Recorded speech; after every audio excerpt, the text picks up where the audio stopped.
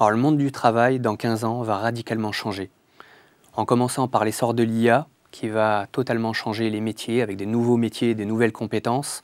Et donc chaque métier aura un aspect sur cette finance verte, cette transition écologique, qui va être pris en compte dans le monde du travail.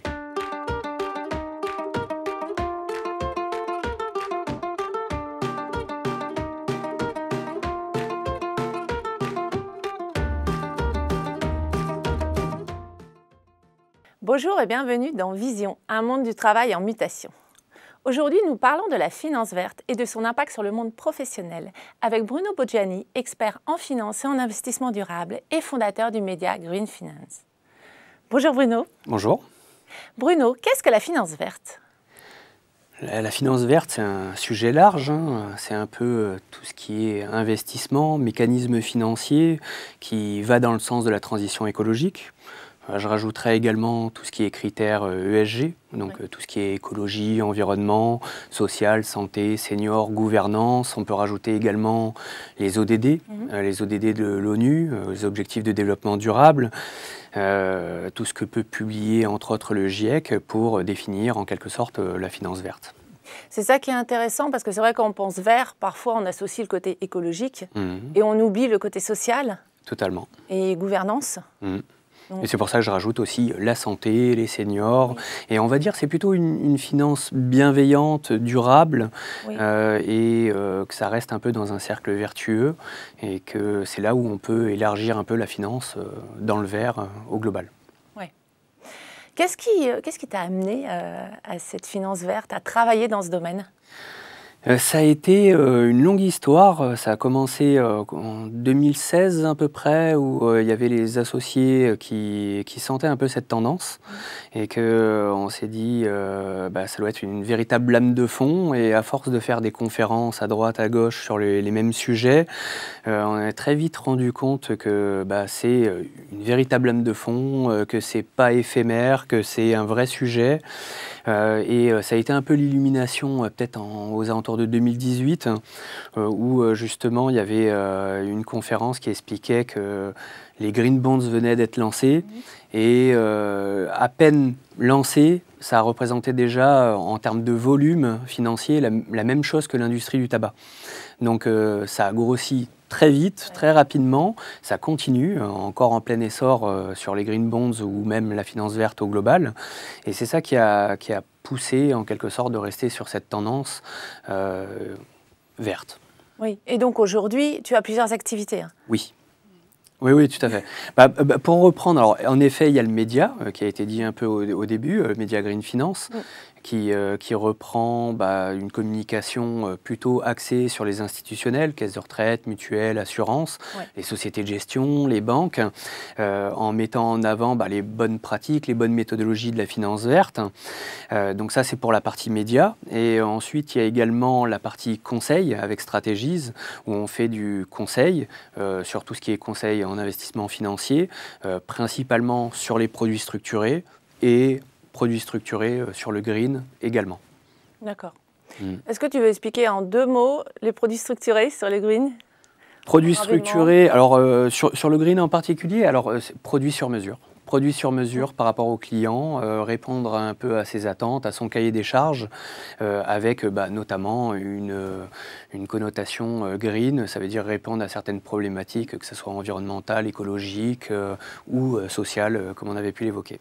D'accord. Et produits structurés pour les gens qui connaissent moins, parce qu'on entend tout le temps produits structurés, et je sais qu'il y a des gens qui ne savent pas. Donc, produit sur mesure. On peut tout personnaliser. Oui, tout à fait. C'est un produit sur mesure où on va tout personnaliser, que ce soit la devise, la maturité, les actifs sous gestion, l'intégralité du produit financier qui peut être fait et qui répond à un besoin spécifique. Voilà. Et toi, tu te tournes plutôt vers les entreprises, les particuliers ? Plutôt entreprise.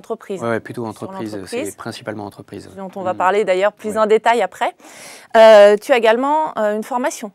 Tout à fait, oui, on a mis en ligne une plateforme qui est justement sur la finance verte, hein, le Green, qui s'appelle GFA, Green Finance Analysis, et qui met en avant le vaste sujet de la finance verte qu'on va peut-être envisager ensemble.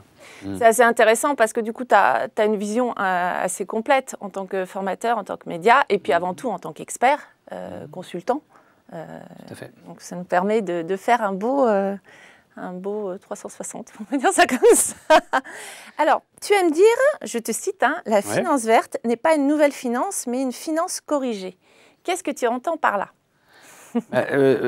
Il ne faut pas trop dissocier la finance avec le reste du monde. J'ai envie de dire l'investissement, ça reste quelque chose de complexe. Il y a beaucoup de variables, beaucoup d'éléments.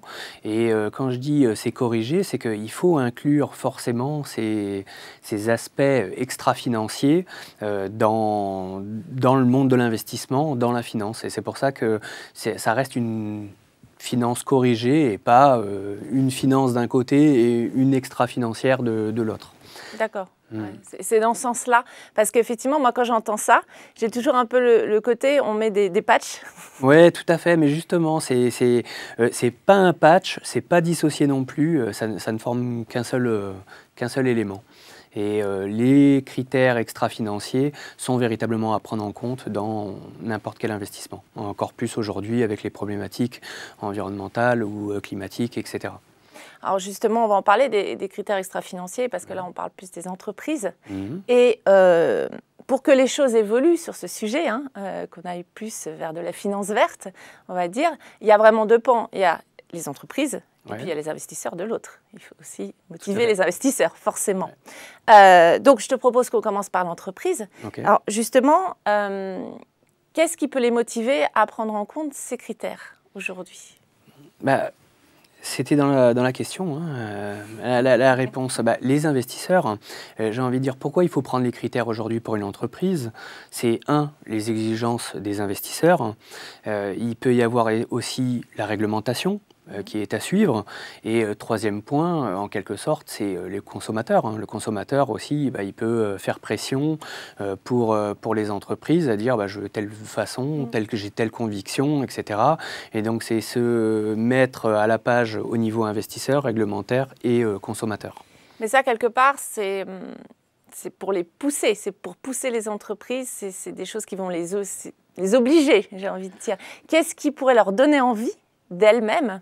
Qu'est-ce que tu leur dirais?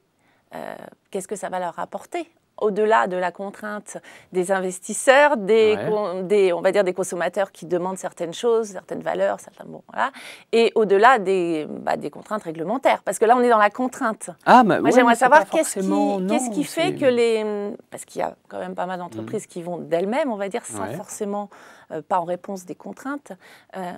Qu'est-ce qui les motive? Qu'est-ce qu'on peut dire aux entreprises aujourd'hui pour qu'elles aillent vers ce modèle? Alors, c'est les mêmes points, en quelque sorte, les exigences investisseurs, c'est répondre aux exigences, au cahier des charges des investisseurs, sinon vous n'aurez pas d'investisseurs. Une entreprise a besoin d'investisseurs. Donc là, c'est même pas tant une contrainte, c'est répondre à une problématique de viser les investisseurs. Deuxième point, la réglementation, oui, ça sera être carré, cadré, de ne pas avoir, par exemple, d'amende et être en ligne avec la réglementation.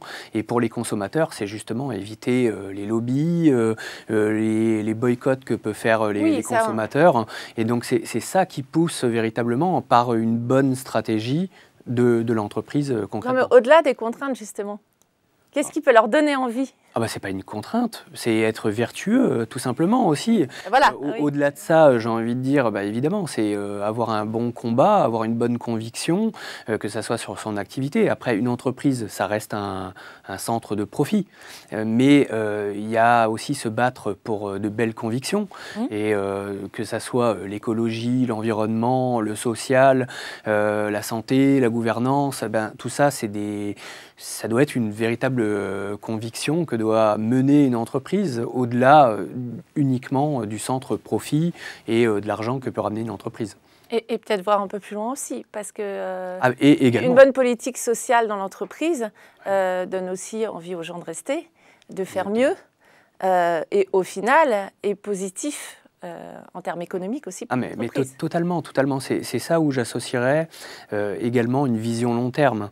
Et que la finance verte au sens large, c'est avant tout définir une belle stratégie, une vision claire, des objectifs clairs et sur du long terme. On peut faire du court terme, ça va marcher pendant un petit moment et après justement le modèle perdra son sens. Et donc c'est d'avoir davantage un modèle plus vertueux pour l'entreprise et d'avoir un véritable combat.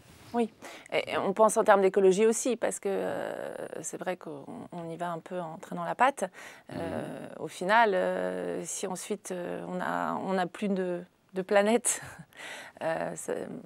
c'est du long terme, mais c'est toujours le problème aussi, c'est de se projeter dans le long terme. Ouais. Je pense que ça, c'est une problématique aussi. Oui, tout à fait. Et les investisseurs, souvent, demandent du court terme, des résultats à court terme. Clairement, mais si ça peut perdurer, c'est encore mieux. C'est un peu l'objectif d'avoir une finance un peu plus durable et vertueuse aussi, c'est que ça reste un peu dans le temps et que ça puisse conserver un certain modèle économique également pour les entreprises. Mais c'est une véritable remise en question sur le modèle économique pour les entreprises et de partir de quelle est l'ambition, les objectifs pour l'entreprise également. Oui. Et peut-être aller sur la raison d'être, les sujets qui sont d'actualité, de savoir quelles sont leurs visions plus lointaines, on va dire. Aussi, garder une vision long terme. Alors justement, en termes réglementaires, il y a une nouvelle réglementation européenne qui est arrivée il y a peu de temps. Qu'est-ce qu'elle impose? Est-ce que tu veux nous en parler un peu justement? Qu'est-ce qui pousse les entreprises aujourd'hui? Alors là, on est dans ce qui pousse réglementairement. La réglementation, on en a plusieurs. On a tout ce qui est CSRD, la taxonomie verte ou taxonomie européenne. C'est l'ensemble un peu de cette réglementation, c'est aussi cartographier les différentes activités que l'on peut avoir, que ce soit green ou moins résiliente pour autant. Et il y a aussi tout un effort de transparence, de pouvoir remonter des données transparentes pour les investisseurs et que ça cadre en quelque sorte les critères extra-financiers qui vvont servir également pour les financiers. Alors justement, les critères extra-financiers, est-ce que tu peux nous expliquer un peu en quoi ils consistent ? C'est des données qui vont se tourner sur la réglementation, déjà sur tous les aspects, que ce soit environnemental, social, la santé, la gouvernance, on l'avait évoqué, donc ça va être des critères qui vont rentrer plus ou moins dans le détail. Si on prend la partie RH, ça va dire qui a été formé, combien de temps, quelle est la population en quelque sorte de l'entreprise pour dire on a telle personne en CDI, en CDD, en alternance, qui a été formé, qui ne l'est pas, la pyramide des âges. Ça peut aller sur beaucoup d'aspects. Et si on reste concentré sur les RH, ça permet aussi d'avoir une vision un peu plus long terme de l'entreprise directement. Et aussi, pour reprendre d'autres critères, ça va être par exemple les consommations. Quelles sont un peu les consommations d'une entreprise, que ce soit en électricité, en carburant, que ce soit en eau, et toutes les consommations que peut faire une entreprise, pour voir si on tend justement vers une stratégie long terme pour l'entreprise de réduction des consommations, réduction des émissions, etc. C'est au final souvent, alors on l'a vu pour la partie sociale, j'ai envie de dire, remettre l'humain au centre, c'est un grand sujet, on en parle beaucoup. Bon, il y a des entreprises qui vont un peu à l'inverse en ce moment, mais on va dire qu'on a les deux mouvements. Mais j'ai l'impression que c'est quand même plus ancré parce qu'il y a les problèmes de fidélisation, d'engagement qui font que c'est un peu des contraintes aussi qui demandent de réfléchir un peu à comment on manage, comment... Bon. Mais la partie écologique, j'ai encore l'impression qu'elle est plus contrainte. Alors, on fait parce qu'il y a les contraintes et qu'il y a encore... Alors, il y en a des entreprises, bien sûr, qui d'elles-mêmes font, mais que c'est encore un peu plus dur à se mettre en place parce que peut-être c'est encore plus long terme, justement. Ça y joue, c'est peut-être plus long terme, mais quoique, ça dépend qu'est-ce qu'on appelle le long terme, parce qu'on a des retours de certaines études ou rapports qui nous disent qu'il faut vraiment changer de cap radicalement, parce que dans les 10 ans, on risque d'avoir justement de lourdes conséquences, que ce soit au niveau climatique, de la biodiversité, de l'environnement, l'écologie, et donc c'est à prendre en compte rapidement. Plus on tarde à s'y mettre, plus les difficultés vont être importantes. Oui, et et je trouve que souvent, on n'associe pas le green forcément à l'innovation. Alors que les entreprises qui ont mis en place justement des choses respectant, on va dire, l'écologie, la planète, souvent ont vraiment réfléchi à comment on fait un cercle vertueux, comment on reste économiquement viable. Et qui, au final, ont fait beaucoup d'innovations, justement. Ah mais totalement, hein. Ça reste indissociable hein, pour moi. Hein. Innovation et green. Le green, par excellence, c'est la capacité aussi à s'adapter à cette transition écologique. Donc, il faut innover. On peut faire de l'innovation qui reviendra peut-être dans un aspect court terme, mais là, on est vraiment sur une innovation long terme et un peu plus posée sur le green, notamment. As-tu des exemples justement d'entreprises qui ont changé, qui ont fait des choses en lien peut-être avec des investisseurs qui les suivaient, hein, toujours dans le cadre financier? Est-ce que tu as des exemples qui te viennent Comme ça, des exemples, ça peut être très, très large, mais des exemples de revirement. Alors, par exemple, sur la partie sociale, on peut très bien dire, bah voilà, ça va être concentrer aussi les employés, les salariés de l'entreprise à faire une certaine diversité, d'avoir un certain âge, un écart de salaire également. Donc là, on reprend un peu tous les critères qui peuvent exister. J'essaie d'en lister comme ça quelques-uns. Sur l'environnement, ça va être de dire, on pilote davantage nos données par du reporting, par des données que l'on a et que l'on maîtrise dans l'entreprise pour réduire et viser les consommations que l'on peut avoir dans une entreprise, comme je disais, en carburant, en eau, en électricité, en gaz, etc., pour dire on tend vers quelque chose de plus vertueux, de plus écologique, des changements. On pourrait sortir des exemples comme les changements d'une flotte de voitures dans une entreprise et de migrer doucement vers les voitures électriques pour quelque chose de plus vertueux pour l'entreprise. Il y en a plein, ça dépend sur quel sujet on peut évoquer, mais oui, il y a beaucoup d'actions sur les entreprises sur tous ces sujets. Et justement, dans les entreprises qui rentrent un peu dans la green finance maintenant, est-ce que tu vois qu'il y en a de plus en plus qui rentrent dans tes produits, justement? Est-ce qu'il y en a de plus en plus que tu peux faire rentrer dans ces produits? Clairement.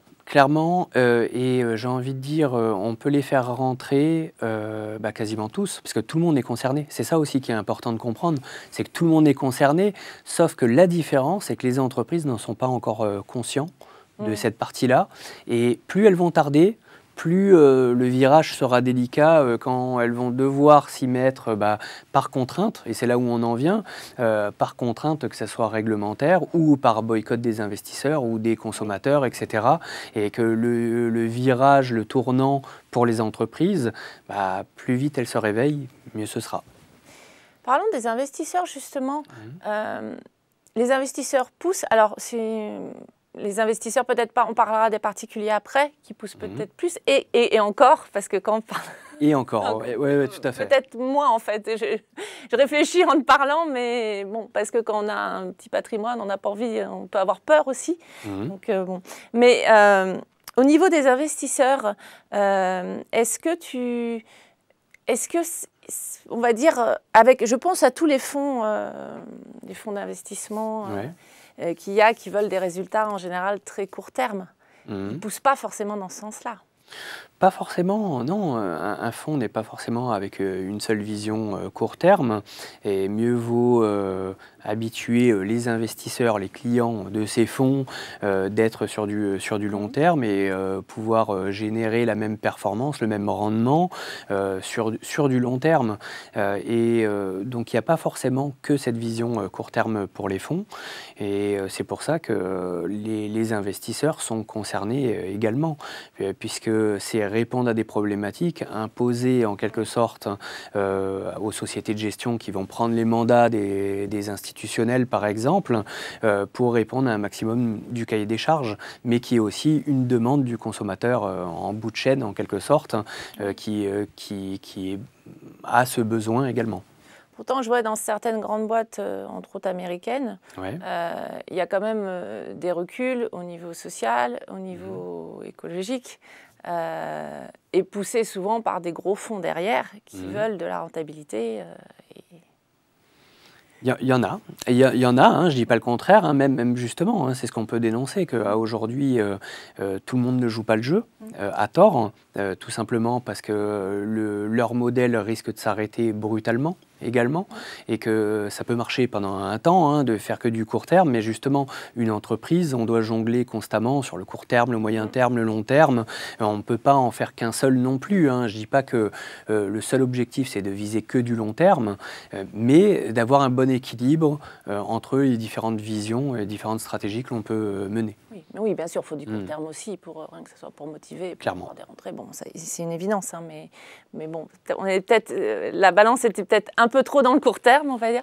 Donc, pour toi, il y a quand même un changement qui se fait au niveau déjà des fonds. Si on reste sur les fonds d'investissement, tu vois les choses qui bougent. Ah mais clairement. Ouais, le mouvement est vraiment impulsé par les institutionnels, caisses de retraite, mutuelles, assurances, qui lancent en quelque sorte le mouvement. Évidemment, on a la réglementation qui pousse plus par contrainte, mais qui pousse, et à juste titre, sur cette partie-là, parce que l'enjeu, il est pour tout le monde au final. Il est pour la planète, pour l'environnement, pour tous ceux qui peuvent être sur la planète, hein, tout simplement. Hein. Oui, tu disais d'ailleurs qu'il fallait commencer par les institutionnels pour faire bouger les choses. Oui. Tu peux nous expliquer ce fonctionnement ? Notre cheval de bataille, entre autres sur le média, hein, mais pareil sur la partie conseil et produits structurés, c'est de viser avant tout les institutionnels, pour une bonne raison, c'est que c'est eux qui impulsent le mouvement et qui vont contraindre les sociétés de gestion pour eux de récupérer le mandat de gestion, leur trésor de guerre qu'ils peuvent avoir avec les assurances, les mutuelles, les cotisations qui nous prennent tous trop.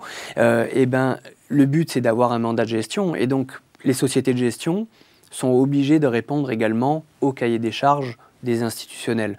Et ensuite, l'investisseur se porte sur les sociétés de gestion directement. Oui. Et donc le consommateur final reste en bout de chaîne et aura quelque chose de plus vertueux quand toute la chaîne sera mise de bout en bout sur le sujet. Oui, donc c'est vraiment partir de la base. Exactement. Mais c'est ce qu'on avait évoqué un peu lors de nos dernières rencontres, de se dire, il y a aussi un effet de levier qui est beaucoup plus important par des institutionnels, par les investisseurs ou par les entreprises. Les grosses entreprises aussi, que ce soit les fonds ou même des grosses entreprises au niveau international, qui ont leur mot à dire, que le particulier lambda à le victimiser et dire c'est de sa faute si la planète part en vrille au niveau climat, environnement, etc. Mais c'est pour ça que mon combat reste principalement sur les gros acteurs pour redescendre la chaîne au fur et à mesure. Oui. Alors, justement, le rapport, je vais te citer le rapport Planète Vivante de 2024 du WWF, qui indique qu'actuellement, 7 000 milliards de dollars par an de financement préjudiciable à la nature sont faits, alors que le financement des solutions fondées sur la nature s'élève à 200 milliards de dollars par an. Donc on a 7 000 milliards contre 200 milliards. Ouais. Donc on est encore... c'est très léger. La finance verte, elle démarre et mieux vaut la prendre au début, hein, donc s'y mettre rapidement, parce que justement on voit cette masse des 7 000 milliards qui est en train de se réduire, ça reste important, c'est chaque année plus de 7 000 milliards qui part sur tout ce qui est investissement polluant, hein, et petit à petit, on change, on se tourne vers justement la finance verte qui va rendre les choses un peu plus durables, vertueux également. D'ailleurs, dans mon souvenir, ils disent déjà que rien que 5 ou 7%, j'ai plus exactement le chiffre en tête, déjà suffirait pour faire vraiment bouger les choses de la part effectivement, des financements préjudiciables s'ils étaient reportés. Donc, il n'y a pas besoin non plus déjà pour faire bouger les choses. En termes d'investissement, après ça dépend à quelle échelle on va regarder, si c'est européen, international, etc. Mais l'investissement en vert, il doit être triplé très rapidement. Oui. Il doit Oui, c'est être ça. triplé pour, Oui. par contrainte et aussi par nécessité, en quelque sorte, de le tripler. Et il a un devenir beaucoup plus important de croissance, évidemment. Et on va voir justement cet effet de bascule entre les deux. Donc les 7 000 milliards vont se réduire petit à petit en faveur de tout ce qui est investissement vert au sens large. Mais effectivement, 7 000 milliards, 5 ou 7 de 7 000 milliards, déjà, ça ramène beaucoup sur les 200 000 milliards Tout à fait. existants. Donc, comment on motive également les investissements côté des particuliers? On a parlé des institutionnels. Alors, des particuliers, j'ai envie de dire, c'est véritablement les convictions qu'eux peuvent avoir, hein, et ils l'ont de plus en plus. Hein, et on parle là d'investissement, et pour rebondir un peu sur la partie RH qu'on avait évoquée, il y a aussi cet engagement, hein, que les jeunes vont vouloir travailler avant tout dans une entreprise qui a des bonnes convictions, une vision claire, une stratégie claire. Hein, et donc, il y a tous ces éléments que le consommateur devient de plus en plus attaché. Et au final, j'ai envie de dire, c'est pour lui également, hein, de faire tous ces efforts, que ce soit écologique, sur l'environnement, sur la santé, sur le social également. Ça reste un intérêt véritablement commun. Mais il faut vraiment qu'il y ait ce côté conviction, parce que j'ai encore l'impression que même chez des personnes qui sont plutôt OK sur le côté écologique, qui disent qu'il faut effectivement que ça évolue et qu'ils respectent certaines choses, quand on parle de l'argent qui est placé, là, elle reste quand même poussée par le rendement, voilà, et le moindre risque. Et du coup, il y a cet entre-deux que je vois, moi, chez certaines personnes. Pas forcément. C'est vrai qu'au lancement un peu de la finance verte, on devait payer une prime supplémentaire, on va dire, pour avoir de l'investissement vert comparé à un autre investissement. Aujourd'hui, ça contrebalance, et même, j'ai envie de dire, on a des fonds ou des produits structurés, par exemple, beaucoup plus performants, en gardant cette casquette verte, cette touche verte en quelque sorte. Plus intéressant qu'un autre investissement qui serait inclus dans les 7 000 milliards qu'on avait pu évoquer. Donc effectivement, on a un revirement. Et autre chose, les institutionnels vont pousser, vont contraindre en quelque sorte le cahier des charges des investissements, et donc il faut rentrer dans les bonnes cases. Et aujourd'hui, on va avoir plus de mal à aller prendre un mandat, par exemple, de gestion ou pour même une entreprise, si on ne respecte pas un peu tous les critères qui sont mis en avant par les institutionnels, par les investisseurs. Et c'est pareil, c'est valable pour une entreprise. Ça veut dire une entreprise aujourd'hui qui ne joue pas le jeu, elle se mettra à dos, comme on disait précédemment, les investisseurs à dos, et pas que les consommateurs également. Quel est le rôle des labels là-dedans ? Alors, les labels, ça permet de mettre en avant la réponse à un certain cahier des charges, justement, où on coche certaines cases sur l'investissement vert. Alors, très décrié là, ces derniers temps, pas plus tard qu'il y a 15 jours, justement avec le label ISR, qui est remis en cause. Là, on le voit encore avec énormément d'entreprises comme Mirova, Allianz, qui remettent en question le secteur de la défense sur le sujet, de dire est-ce que c'est green, est-ce que ça rentre dans les labels, etc. Et donc, on a toute cette polémique, mais ça reste un indicateur, que ce soit pour un investisseur, pour un consommateur, de se tourner et dire ok, ça répond à un certain cahier des charges, critères de l'investissement également. Mais ce que tu dis est intéressant, justement. Est-ce qu'il y a des entreprises qui doivent rentrer dans ces labels alors que ce qu'elles font, entre guillemets, pollue? Je pense pétrole peut-être. Oui, mais comment on fait avec ça? Alors l'univers des labels est très large. Il peut toucher par exemple que le secteur du BTP, peut toucher uniquement des fonds, et donc il y a énormément de labels. Mais pour généraliser, l'entreprise devra respecter certains critères, comme on disait, pour pouvoir bénéficier de ce label. Et ce label sera en quelque sorte le sésame pour attirer certains investisseurs également, ou mettre en confiance certains consommateurs. Mais justement, par rapport à la question, est-ce qu'il y a des entreprises qui devraient ne pas être acceptées dans ces labels de par l'activité qu'elles font? Ah mais clairement. Clairement, et c'est là où on en vient avec toutes les notions de greenwashing, que ça va être pendant une petite période encore la possibilité de mettre en avant le greenwashing ou de justement jouer sur les mots, jouer sur la communication pour dire oui, oui, on respecte les critères, mais au final, c'est complètement l'opposé. Mais la réglementation, elle est faite aussi pour ça. Pour justement ne pas jouer sur les deux tableaux, pas fausser l'investisseur également ou le consommateur. Tu me disais que dans les pays du Nord, on doit cocher une case pour dire qu'on fait du green. Oui, tout à fait. Alors c'est un très bon exemple.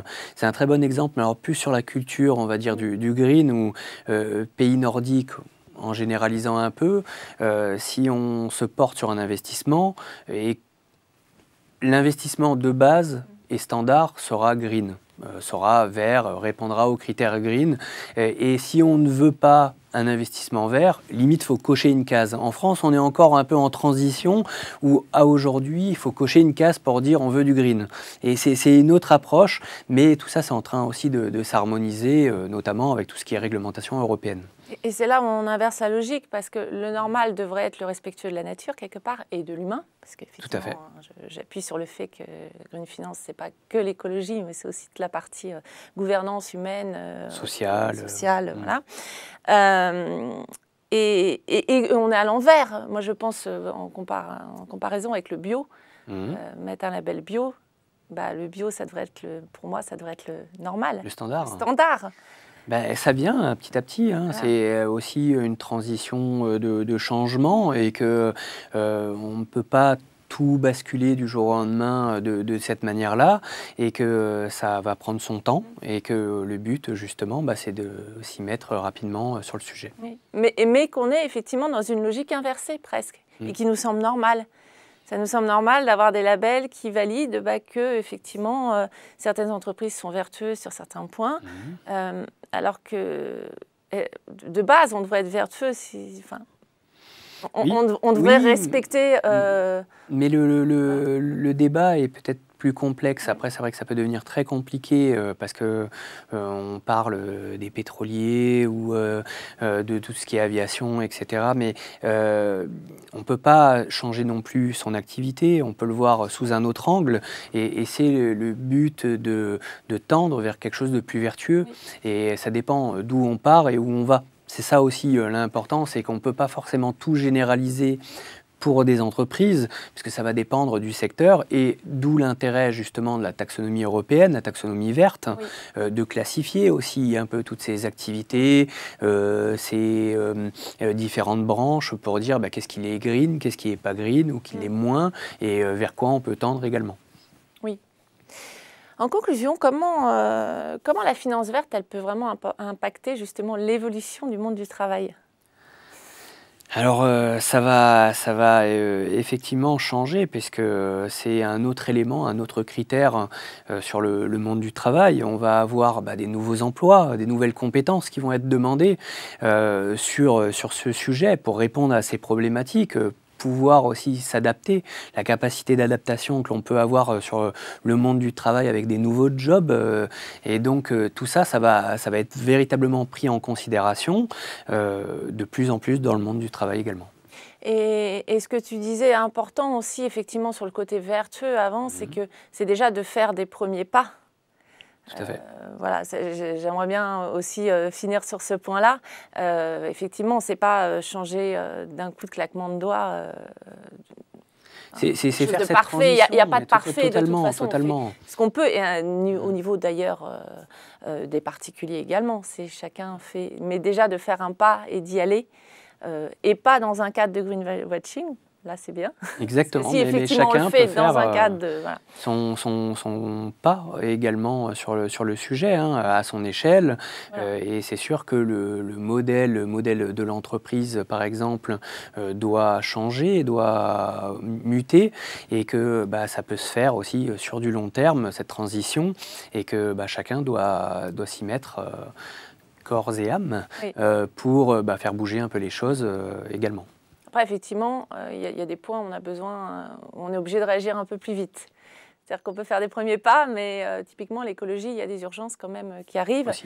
Et puis sur l'humain aussi, de toute façon, rien que pour l'entreprise. Parce que si les gens se détournent de l'entreprise à un moment donné, ou s'ils se retrouvent en burn-out, ou si... bon, il y a des... C'est une problématique aussi. Ça en fait partie. donc voilà, on est un peu entre deux. C'est que je trouve qu'en ce moment, on est dans un mouvement où les choses vont vite. Ouais. Et doivent aller assez vite. Et en même temps, effectivement, trouver le juste équilibre entre ce besoin de faire évoluer et puis de ne pas peut-être imposer quelque chose d'inimaginable d'un coup. Oui, tout à fait. C'est pour ça qu'il y a du consulting qui est fait sur le sujet, que ce soit sur, même ne serait-ce que sur la stratégie, sur la façon de procéder pour une entreprise, pour justement orienter et faire un tournant qui ne soit pas une contrainte, mais qui devienne une conviction, un objectif pour l'entreprise. Et pour les investisseurs également. Également. Du coup, hein, on a vraiment ces deux pans, je trouve qu'ils sont importants à mais voir. ils sont indissociables. Et puis les institutionnels qui viennent jouer leur rôle aussi. Tout à fait. Donc on a trois groupes, on pourrait dire. En quelque sorte, oui, on peut le voir comme ça. Hein, les institutionnels, après tout le monde de l'investissement, que ce soit les banques, les sociétés de gestion, etc. Mais après les entreprises, ça reste une unité particulière. Hein, en bout de chaîne, on a effectivement le consommateur. Alors, pour les personnes qui veulent aller plus loin, tu nous as apporté 3 livres intéressants sur le sujet. Oui.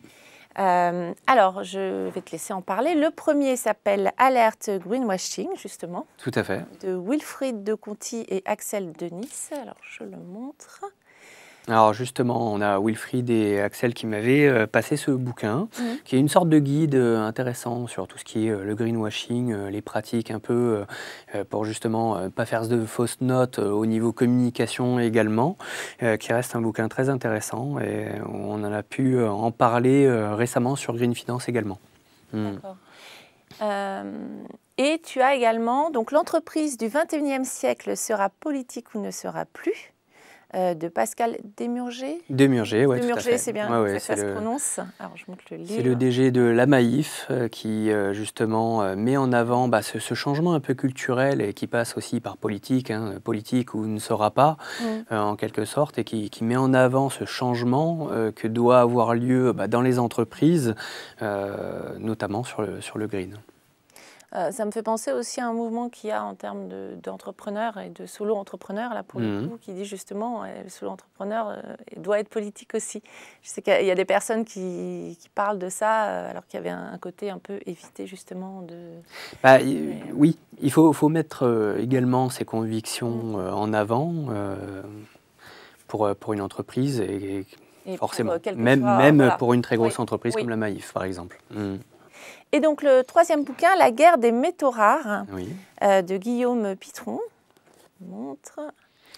Alors en effet, j'avais pu rencontrer Guillaume, on avait beaucoup parlé justement au niveau de son bouquin qui a été très intéressant de comprendre aussi un peu ces enjeux géopolitiques. Alors, ce n'est pas forcément que fondé sur les enjeux géopolitiques, puisqu'on parle de terres rares sur le bouquin, mais comprendre un peu les enjeux, les conflits que l'on peut avoir avec les différents pays, de comment ils se positionnent, avec plus ou moins une vision soit à court terme d'un côté, soit à long terme de l'autre, et qui ouvre bien les yeux aussi sur le sujet de l'écologie, l'environnement, et notamment sur les matières premières, les terres rares. Oui, d'ailleurs, le sous-titre, c'est la face cachée de la transition énergétique et numérique. Tout à fait. Il y a beaucoup à dire. Ça bouge beaucoup en ce moment, donc il va falloir qu'il fasse beaucoup de mises à jour, je crois. Exactement, ça va se poursuivre. Parce que là... Alors, où est-ce qu'on peut te retrouver? Sur LinkedIn, à Bruno Boggiani, éventuellement sur Green Finance, le média en finance verte, donc green-finance.fr. Et pour la partie conseil et investissement sur Strategies. Donc là, plus pour les entreprises. Tout à fait. De toute façon, tous les liens, moi, je les réindique dans la partie présentation à l'écrit en dessous. Alors, je vais te proposer le fameux jeu. Le fameux tirage. Donc, tu vas tirer un nombre de 1 à 9. D'accord. Et puis, en fonction du nombre que tu auras, tu me diras à quoi il te fait penser en lien avec soit ta carrière professionnelle, soit les sujets dont on vient de parler, soit même le monde professionnel de manière plus large. Ok. Hop.